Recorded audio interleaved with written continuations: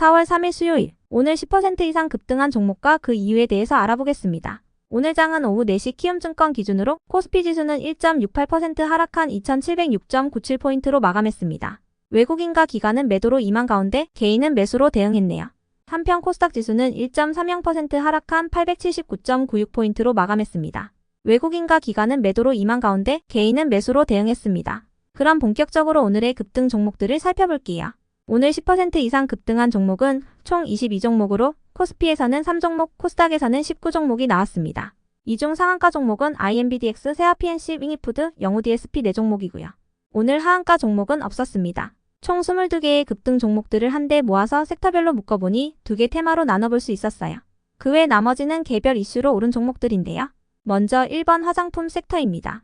1분기 화장품 수출액이 23억 달러로 전년 동기 대비 21% 증가했다는 소식입니다. 이는 1분기를 기준으로 역대 최대 규모인데요. 관세청은 한국 문화에 대한 관심이 높아지면서 K뷰티가 전 세계적으로 자리매김한 결과로 분석했어요.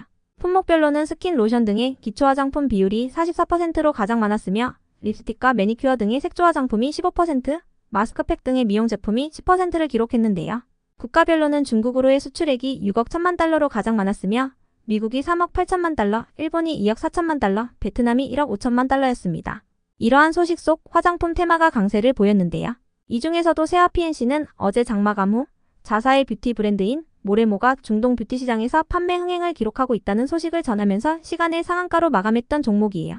세아PNC 측은 모레모가 중동 화장품 시장을 집중 공략한 결과 2017년 대비 2023년 수출액이 약 709% 늘어났고 연평균 수출 증가율도 5% 이상씩 꾸준하게 성장하고 있다고 언급했습니다. 해당 소식에 세아PNC가 정규장에서도 강세를 이어가며 상한가로 마감해 주었네요. 다음은 이번 유리기판 섹터입니다. 인텔에 이어 AMD까지 중앙처리장치 부문의 양대 산맥이 유리기판 확보에 나서면서 국내외 소재 부품 장비 산업의 대대적인 변화가 예상되고 있는데요. 해당 소식통에 따르면 AMD는 주요 글로벌 반도체 기판 업체들과 유리기판 성능 평가를 진행 중이라고 전해졌어요. 테스트에는 일본의 신코와 대만의 유니마이크론, 오스트리아의 ATNS와 한국의 삼성전기 등이 참여하는 것으로 전해졌습니다. AMD가 지금까지 SKC의 자회사인 앱솔릭스와 유리기판 관련 협업을 이어온 가운데 이번에 협력사를 추가하려는 것은 유리기판 도입을 확정하고 본격적인 양산 체계를 구축하려는 시도로 해석되고 있어요. 해당 소식의 일부 유리기판 및 반도체 관련주들이 강세를 보였지만 대표 반도체 기업인 삼성전자와 SK하이닉스는 미국의 6월 금리 인하 기대감이 후퇴하면서 지수를 이끌며 약세로 마감했는데요. 이 중에서도 영우DSP는 중소기업 기술혁신 개발 사업으로 진행한 반도체 웨이퍼 펌프 3D 검사 장비의 국산화 개발에 성공했다고 밝히면서 상한가로 마감했습니다. 영우DSP는 해당 검사 장비에 대해 국내 반도체 후공정 기업 및 톱티어 반도체 제조사와 업무 협약을 체결하고 공동으로 양산 테스트를 추진할 계획이며 테스트 완료 뒤 하반기 상용화가 목표라고 전했습니다. 그 외 나머지는 개별 이슈로 오른 종목들인데요. 먼저 IMBDX는 오늘 코스닥 시장에 신규 상장한 첫날 강세로 마감했습니다. IMBDX는 암진단 전문 업체로 맞춤형 정밀의료 및 조기 진단을 통해 암 정복에 도전하는 글로벌 헬스케어 기업인데요. 그런 IMBDX는 장중 최고 211%까지 상승 후 종가는 공모가 대비 176% 상승한 가격으로 마감했네요. 이어서 윙이푸드는 언론을 통해 국내 최초 해외 기업의 나스닥 상장 진행이 순항 중이라고 밝혔는데요. 이번 나스닥 상장을 통하여 최대 3천만 달러의 자금 유입을 기대하고 있으며 발행 주식수는 총 600만 주이고 공모 가격은 최소 주당 4달러 이상 가격으로 발행한다고 전해졌습니다. 해당 소식에 윙이푸드의 나스닥 상장 기대감이 재차 부각되며 상한가로 마감해 주었네요. 한편 브릿지바이오 테라피틱스는 심장판막 적응증 추가를 위한 비임상 연구 결과가 국제의학 학술지인 바이오메드 센트럴 메디신에 게재됐다고 밝히면서 강세를 보인 것이라 파악되는데요. 브릿지바이오 테라피틱스는 최근 미국 콜로라도 대학 및 에모리 대학과 면역 항암제와 관련한 2건의 공동 연구 계약을 체결했다고 밝히기도 했으니 참고해주세요. 이어서 흥하에온이 상승했는데요.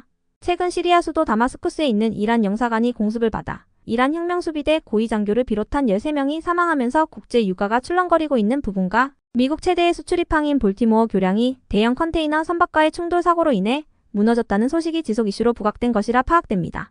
원유 가격의 상승 및 교량 사고로 볼티모어항이 폐쇄됨에 따라 운임비 상승 가능성이 제기되면서 해운 기업으로 수혜 기대감을 입은 것으로 보입니다.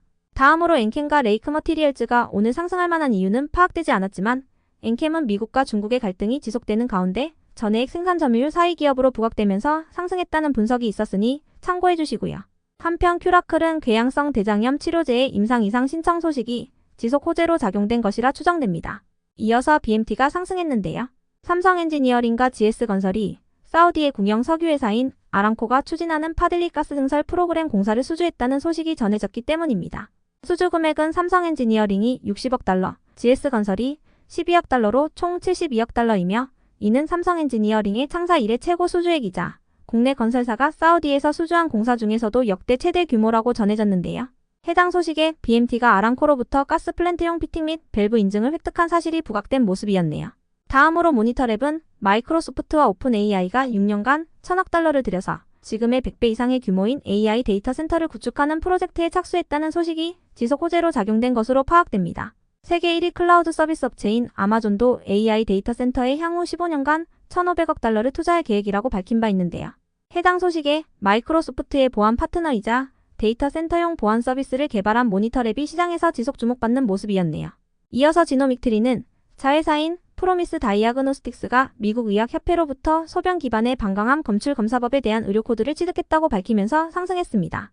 지노믹트리는 해당 코드를 사용하면 보험회사에 보험금을 청구할 때 검사실에서 고유한 검사를 구체적으로 식별할 수 있으며 이 코드를 사용해 의료 서비스 청구서 작성 및 의료 청구 과정을 시작할 수 있다고 밝혔습니다. 한편 엔젠바이오의 오늘 급등 이유는 파악되지 않았지만 엔젠바이오는 어제 최대 주주인 젠큐릭스가 엔젠바이오의 지분 22만 주가량을 최대출 대표이사 외 9인에게 양수도하는 계약을 체결했다는 공시가 있었으니 참고해 주시고요. 이어서 현대홈쇼핑은 현대GF홀딩스가 오늘부터 20일간 현대홈쇼핑의 지분을 공개 매수한다고 공시하면서 강세를 보였습니다. 주당 가격은 64,200원으로 책정했으며 현대홈쇼핑의 오늘 종가는 69,900원으로 마감했는데요. 이와 더불어 NH투자증권의 긍정적인 분석 및 목표주가 상향 소식도 동반되었습니다. 다음으로 링네트는 신한투자증권에서 링네트가 AI와 클라우드로 계단형 성장을 보이고 있다고 밝히면서 강세를 보였고요. 끝으로 엠바이오니아의 오늘 급등 이유는 파악되지 않았지만 엠바이오니아는 오늘 관련 기사가 있긴 했었으니 참고해주세요. 그럼 오늘의 거래량 상위 종목들을 시장별로 살펴보고 마칠게요.